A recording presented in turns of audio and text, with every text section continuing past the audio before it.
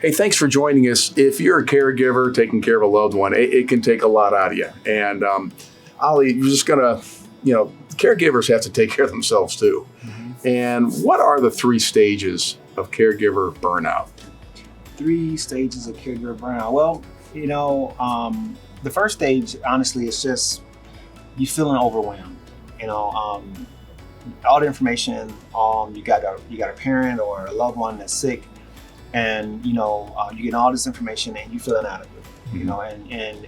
And having a sick person is really demanding. Someone who needs care, and they may not be necessarily sick. They may just be elderly and limited.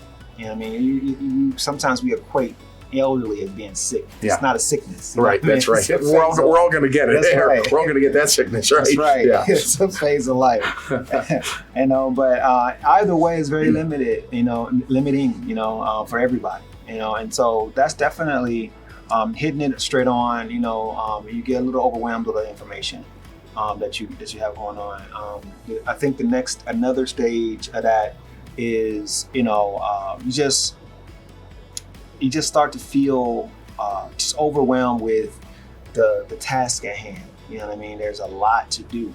Along with the information comes, now I have to execute it. Yeah. And you got to, bend the times and, add on another 3-4 hours to a day that you don't even have. More than likely you got children and things like that. Yeah. And so what winds up happening is, start forgetting things, you start getting real short. And those are kind of like the stages of how this thing starts to go. You start to get real short, and then you start to feel like, I don't want to do this. Yeah. You start feeling like I'm alone. So, in short, those are really pretty much, I believe, how that goes. You just, and they can come in any form, any order, especially if you're the only child. Yeah. Or the only one doing the work, It's a lot of responsibility. There is no other choice, right? Yep, you got to do it, or you have to make the choices of putting people in places that you didn't think you would want them to be. Yeah. And there's nothing wrong with skilled care facilities, but no one really wants to be away from their family. They would rather be at home, and you want them home, so you start to feel guilty. Because you feel like you can't do the work, you can't, engage the way that you need to.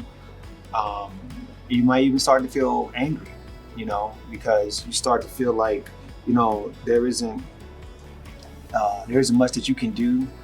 You feel trapped, that you are in a situation where you can't really move and do because, like I said, elderly people, it's not something you can reverse. Yeah. It's funny, the feeling of being trapped. Because you want to do what's right, but man, it's overwhelming, and I guess that's where a home health care aide coming in can help. If that is, and if you're in charge of taking care of somebody and you're looking for somebody, and you're starting to feel it, you might want to maybe look for some help. And a good place to look could be Norwill Healthcare Services. And why don't you start the website? You can do it right now if you're not already there at norwillhcs.com. And Ollie, thanks a lot for sharing that with us.